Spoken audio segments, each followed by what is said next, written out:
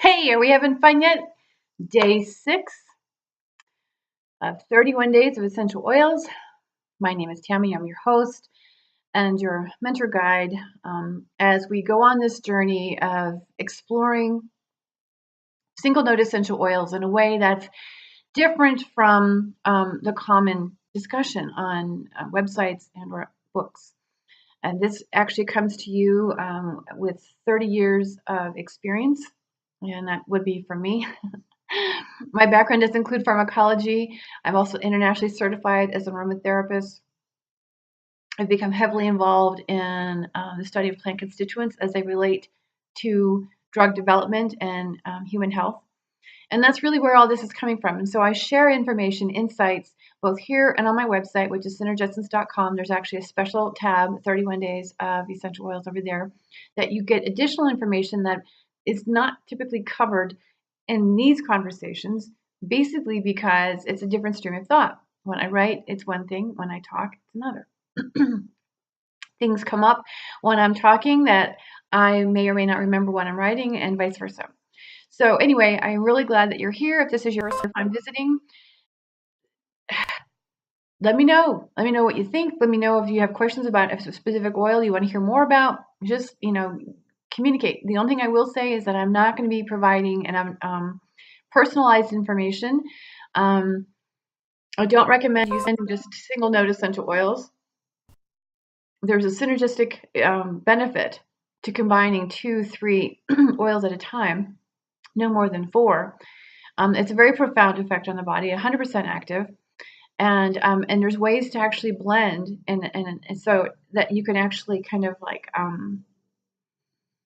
offset some of that, because natural doesn't always mean safe. I want to start off by saying that natural does not always mean safe, and so there's ways to offset the potential harm or damage that can occur. I mean, everybody wants to talk about medications, but we figured out how to. I mean, and part of the reason medications are difficult on the body is because they're very targeted in their mechanism of action, whereas oils are very complex. Comprehensive is a better way to put it.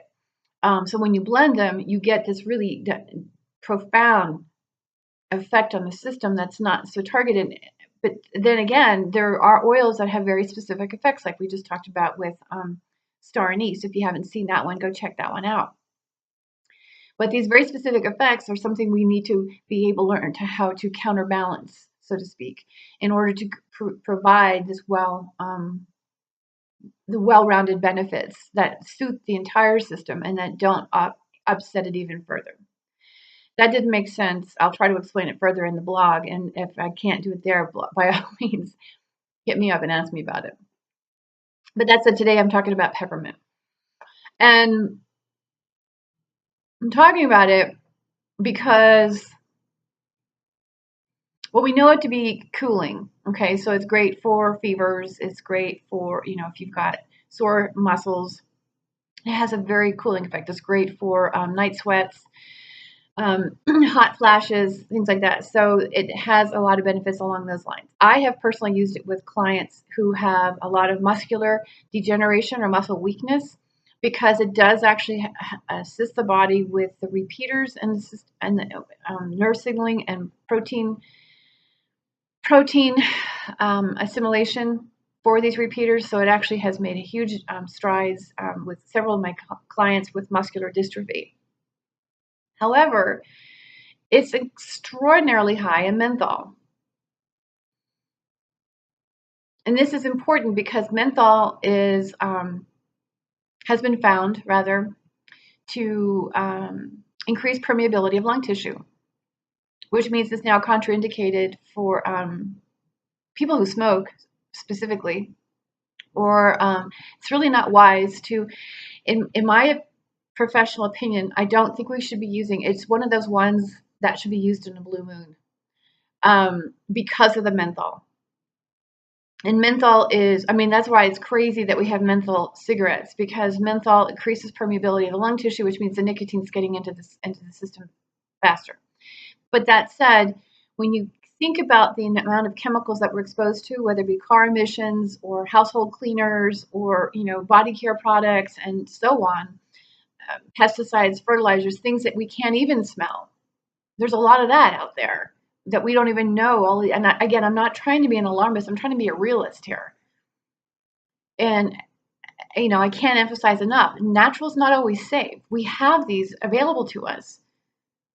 But it's time to start being a little bit wiser with our decisions. And so I get it that peppermint is really great for coughs, right? It's really great. I mean, it helps to open everything up.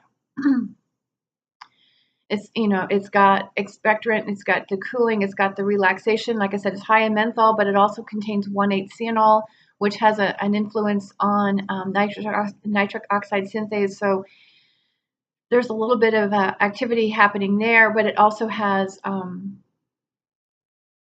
limonene. I almost forgot. It has a little bit of limonene in it, which is an anti-inflammatory. Okay, so it has a lot of really great benefits overall. But the reason I'm raising the red flag on peppermint is because of the menthol, because of the amount of chemicals that we are breathing, and we're seeing such a rapid increase in health issues, albeit mental and emotional, cardiovascular, digestive, autoimmune, you name it. And these degenerative diseases are on the rise. Dis-ease means lack of ease. And I know you've heard me say this countless times, right? Just say it with me. Disorder means lack of order. Discomfort means lack of comfort. I mean, these are on the rise. There's no question about it. And so when we know, we, meaning humans, know that we can increase the permeability of the blood-brain barrier, which is coming out of Cornell. They've discovered that. The body actually produces hormones that increases permeability of the veins so that we can lay down more veins or more capillaries. It's a healing. It's for healing. It's not a bad thing. It's for healing. But when we recognize we can increase, my goodness, I mean, I talk about this in my course, that we can actually increase the permeability of their skin. And they recognize this from a plant, and they're putting it in body care products. Plus, we also have all the nanotechnology, right, that's going into our nutraceuticals as well as our skincare. So it's increasing the uptake. It's rapidly, and they're getting this from their study of plants. And menthol happens to be one that is recognized for its ability to increase permeability of the lung tissue. And that frightens me. And I have to be really careful. I don't want to impose fear on anyone. But what I am saying is, let's be aware. And so with the countless menthol products that we have out there, and and everybody loves peppermint, especially during the holiday season or when there's cold. Let's be mindful. Be mindful of how frequently you use it, especially with young children. There are a few other contraindications with peppermint that I'm not going to list here. That'll be on the website just because it's a little wordy. That's how I want to say it. It's not as simple as what I just mentioned with menthol doing. So yeah, peppermint is one that does have contraindications, and we just want to be mindful. But there again, it's great for a muscle rub if you have a sports injury. But again, once in a blue moon, okay? If you have a hot flash, again, and I'm going to say this, and I'll probably say this in a number of videos, because I issue the red flag doesn't necessarily mean, now in the case of peppermint, yes, because of the menthol, but there are ways to counter. I have yet to figure out how to counter the lung permeability thing. I mean, if that's happening, I'm not about controlling the body. Let me just say it that way. I'm not about controlling. I mean, so I'm not going to go, okay, well, if we use peppermint over here and it increases the lung permeability, we can use something over here that'll stop it. I don't. That's one thing I won't do. Maybe because I don't think I can. I don't know. But at any rate, I'm just not going to go there. But what I want to say is, even though I do throw the red flags up, it doesn't necessarily mean that you can't counterbalance it with other oils. In this case, though, with peppermint, I would still highly recommend not using it all that often. And the only other warning I'll issue here is, especially when it comes in a supplement form, I don't condone taking essential oils by mouth. I do know that there are companies that sell them that way, and it depends on the coating. if peppermint is provided in a capsule that's got a coating on it, it has a tendency to ease discomfort in the stomach. I prefer just to put oils on my stomach, or on the outside. It works just fine. Works like that actually. But then there's ones that don't have the special coating on it, and then that exacerbates things like heartburn and so forth. So again, all that information will be in the blog. But the really cool thing, like I said, is it really stimulates the use of protein, the production of enzymes in the process of muscle strengthening and development, which is essential for why I've been using it, like I said, for when we've had health conditions that are showing muscle weakness. And I'm not talking about for gains in the gym. I'm talking about specific health conditions. Again, yeah, I just under certain circumstances, and these health conditions were extreme. And that said, it was also altered. It wasn't consistently used. We did take breaks from it. So it wasn't like the individuals were using them consistently every single day of the year. There were breaks. It was used intermittently with other things. And we did see results.